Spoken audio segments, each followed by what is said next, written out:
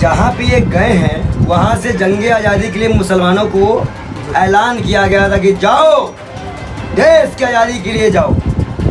आज वहाँ पे टीम पहुँची है, आत्मा रो रही है। पीएम मोदी कह रहे चीता आया, देखो आया, ये आया, वो आया, कहाँ से लाया, कौन लाया।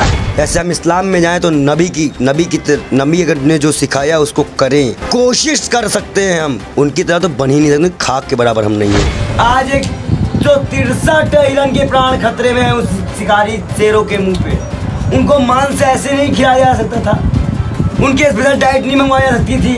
उन निर्दोषों को क्यों मरने के लिए छोड़ा गया, जबकि सलमान खान को 2-1 हिरन मारने के लिए मैं जेल काटनी पड़ गई। और अगर मुझे फांसी देनी है सुप्रीम कोर्ट को, तो खुले मंच में दे, राजघाट में। ये मानने वाला बंदा हूँ, गीता और कुरान। मैं फांसी मांग करता हूँ। मुझे ऐसे देश में नहीं रहना जहाँ पे नफरत की राजनीति फैला रही है कोर्ट। मैं सच से मांग करता हूँ अपनी फांसी की, या तो फैसले का जवाब दे या तो फांसी दे हमें। योगी जी ये चीज़ बताइए कि आज जो है मदरसे का सर्वे हुआ है दारुल उलूम देवबंद का, किस तरीके से देखते हैं आप, जो एशिया का सबसे बड़ा मदरसा है। मैं आपको बता दूं, मैं ये मानने वाला बंदा हूँ, गीता और कुरान। अब मैं न्याय की ही बात करूंगा दोनों को मिलाकर। उस जहाँ पे ये गए हैं वहाँ से जंगे आज़ादी के लिए मुसलमानों को ऐलान किया गया था कि जाओ देश की आज़ादी के लिए जाओ। आज वहाँ पे टीम पहुँची है, आत्मा रो रही है। लेकिन नरेंद्र गिरी की यहाँ पे आज न्यूज़ 24 की रिपोर्ट है, 50 किलो सोना 3 करोड़ कैश निकला है। वहाँ पे कोई नहीं जा रहा है, मठों की जांच नहीं हो रही है। हमारे दलित का पैसा, आदिवासी का पैसा, जो अनपढ़ जाहिल थे उनको ढोंग के नाम पे, पूजा पाठ के नाम पे, जादू टोना के नाम पे जो इकट्ठा कर लिया जाता था ना, वैसा आज भी मठों में पड़ा हुआ है, उसकी जांच नहीं हो रही है। बड़ी शर्मनाक घटना है कि एक देश में नुपुर शर्मा की सुनवाई के लिए सुप्रीम कोर्ट मना कर देता है, ज्ञानवापी को आगे बढ़ाया जाता है। मुसलमान कालीचरण की सुनवाई को पुलिस जांच के लिए भेज दिया जाता है, और नफरत फैलाने वाले किसी भी तरह से कांड को जांच के लिए भेज दिया जाता है। क्या मजाक चल रहा है देश में, क्या धर्म के नाम पे देश चल रहा है। अब अगर धर्म के नाम पे देश चल रहा है तो नवरात्र में दारू बंद कर दी जाए, नवरात्र में मांस बंद कर दिया जाए, टोटल पूरे इंडिया में दारू बैन की जाए केंद्र सरकार की तरफ से। देखिए कितने धार्मिक है। माँ चंडी, माँ दुर्गा का त्योहार है। अगर हिंदू और मुसलमान दोनों को हम हिदायत देते हैं कि वो मांस खाना छोड़े तो एक दारू पीना छोड़े। यूपी में एक दलित बच्ची को इतने ऊपर पे और इतने में फांसी लगा दी गई। योगी जी का दमदार एक्शन दिखाया गया। पीएम मोदी कह रहे चीता आया, देखो आया, ये आया, वो आया, कहाँ से लाया, कौन लाया। पूरा मीडिया भी क्या, शर्म है,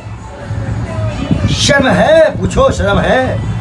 अब हमसे सवाल करने आते हो भाई, दिल जला आशिक है, दिल जली ही बात करेगा फिर तो चीता आया खुशी नहीं है। आप ये बताइए, एक चीता को खिलाने के लिए 163 जानवर जिंदा छोड़ दिए जाते हैं, निर्दयी की तरह काट डालो। ये कौन सा सनातन धर्म है। एक हिरण का शिकार किया था, सिर्फ राम जी ने, सीता हरण हो गया था।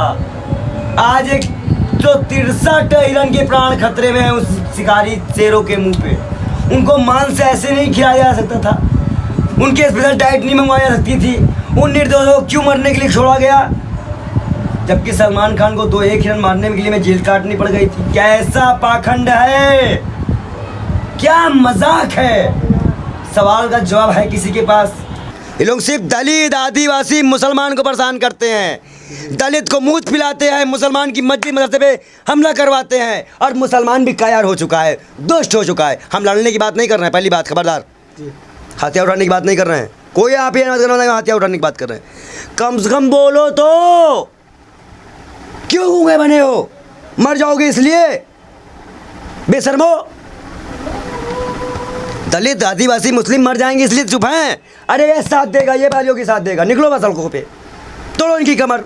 कोई भी अगर उच्च जाति नीची जाति पे अत्याचार करे, मुंह तोड़ जवाब दो बेशर्मों को, मरो हरामखोरों को। अगर कोई मारे तुमको, क्यों मारोगे तुम किसी की बेटी बहन को। 2 बेटियों को मार दिया जाता है। सरकार कहती है एक दमदार एक्शन। कितना दमदार एक्शन? कुलदीप सेंगर में देखा था, पूरा परिवार खत्म हो गया था। हमसे पूछो दर्द, एक आंसू का हिसाब रखते हैं हम जनता के, तब दर्द होता है, तब बोलते हैं। हम डरते नहीं किसी के बाप से, लेकिन उसी के हम डरते नहीं है किसी के बाप से, मर जाए चाहे जो हो जाए, हम डरते नहीं है किसी के बाप से। हम नरेंद्र मोदी को इस देश का बाप नहीं मानेंगे, बेशरम को। आप बाप मानने को तैयार नहीं हो, वो तो भगवान मान रहे हैं। कौन? भक्त। भक्त के लिए भगवान ही होता है भाई। हम भक्त की मान, 17 सितंबर को उनका बर्थडे। देखो हम भक्त का सम्मान करते हैं। क्यों? क्योंकि हम भक्त महाकाल के भक्त हैं, ठीक। लेकिन उन भक्तों से हम एक बात कहेंगे कि जिनकी वो पूजा करे, कम से कम अगर वो जीवित हो तो थोड़ा अपने बच्चों के बारे में पूछे कि क्या उसके बच्चे आने वाले पीढ़ी में उसको माफ़ कर पाएंगे? इस देश की व्यवस्था के लिए, इस देश के पाखंड के लिए। क्या वो बच्चा जब मंदिर जाएगा और उसे 10,000 रुपये मांगा जाएगा मंदिर दर्शन के लिए, क्या वो बच्चा माफ़ कर पाएगा?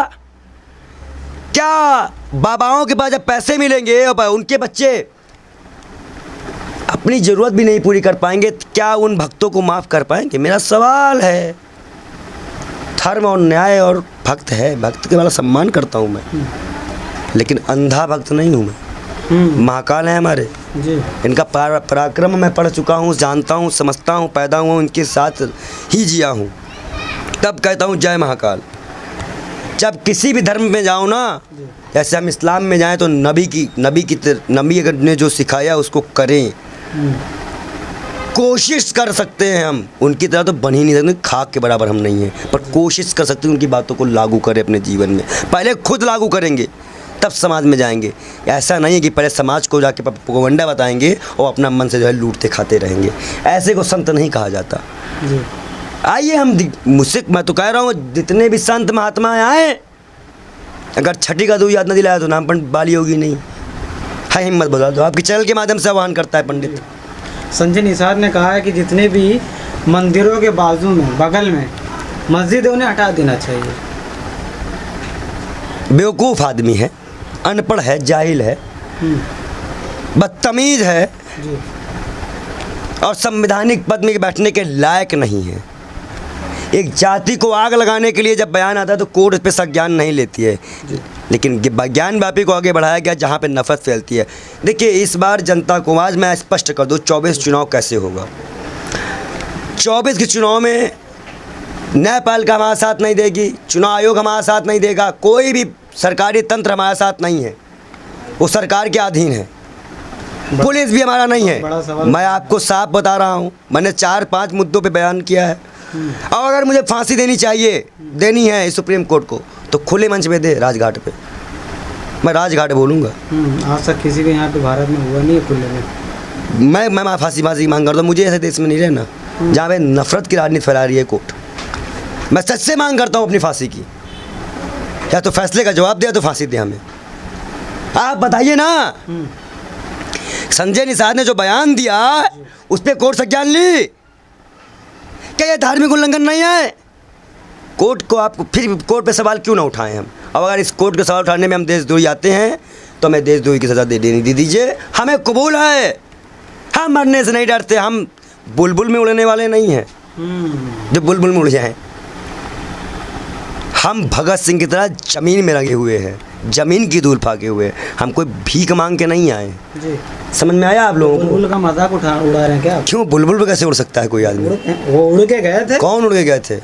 जब 8वीं किताब। देखो मुझे आज मैं तुमको बड़ा अच्छा से जवाब दूंगा, शायद पूरे मीडिया कर्मी को कोई जवाब तुमको ना देगा। मुझे आज मालूम चला कि 60 रुपये पेंशन जो है वो अंग्रेज़ क्यों दिया करते थे सावरकर को। पूछो क्यों? पूछो। कर्तव्य दिखाने के लिए, क्योंकि इतना बड़ा आदमी इतनी सी बुलबुल में बैठ के चला गया, इतना बड़ा कर्तव्य दिखाया है। और उसे कोई नया इन्वेंशन करता है, उसकी रॉयल्टी आती है, वो रॉयल्टी से अरेस्ट चल रहा है। इसीलिए एलिजाबेथ जी के देहांत पे तिरंगा झुका दिया जाता है, क्योंकि औलादे तो उन्हीं की है ना, ये सब न ज़्यादा औलादे सावरकर वावरकर जी। ये अंग्रेज़ों के ही तलवे चाट के बने हुए हैं। पहला मुकदमा इतिहास मरा नहीं है, पहला मुकदमा रेप का दर्ज हुआ, 14 बार माफ़ी मांग चुके। इनको कोई, इन्होंने अपने टैग लगाया है वीर सावरकर। महाराष्ट्र में वीर कहते हैं, वीर कहते हैं, वीर। और इन्होंने वीर लगवा लिया और इनकी ये तारीफ का। अच्छा ये बताइए, अगर सावरकर इतना अच्छा काम करता तो नेहरू जी की जगह पे कोई महिला पत्रकार को दिखाना पड़ता है इनको 15 अगस्त में दिखाना पड़ता। देश के पहले प्रधानमंत्री को छुपाना पड़ गया, इसका मतलब उन्होंने काम किया। आप किसी को छुपा रहे हो, इसका मतलब ये काम अच्छा है। That's the point clear. तो आप समझ जाओ चोर चोर मौसेरे भाई। अब आते हैं एक और बड़े मसले पर। देश की इकनॉमी 5 ट्रिलियन की करने की कही गई थी जी। कितने ट्रिलियन की? 5 की आई थी। 5 की। और इस वक्त देश की इकनॉमी मेरे हिसाब से जो होगी 2.5-3 ट्रिलियन की है, 4 ट्रिलियन की होगी। 4 के ऊपर है। 4 के ऊपर है। और 2.5 ट्रिलियन या 2 ट्रिलियन से ऊपर का मतलब देश का जीडीपी का आधा जो है, जो कर्ज है वो किसके पास है? अडानी के पास है। कितना है? 2.25 या 2.5 लाख, 2.5 ट्रिलियन, 2 ट्रिलियन।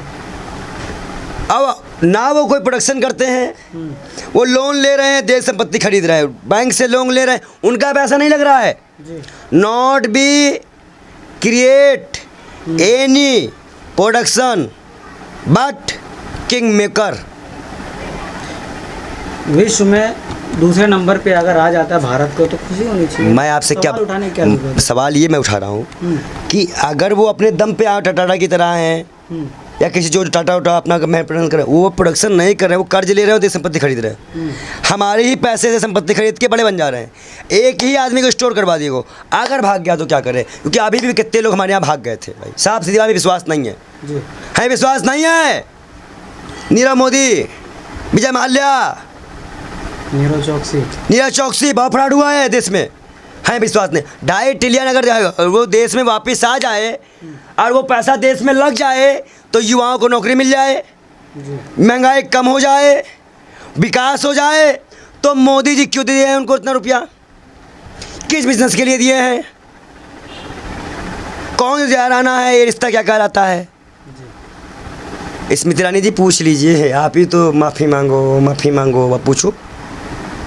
लेकिन दलित बताओ, अब ये बिजनेस का मसला है। आप बताओ, इतने पूरे समीकरण में हमने तुम्हें बीजेपी की बहुत छोटी सी हकीकत सिखाई है, इतने में ही जागरूक हो जाए जनता।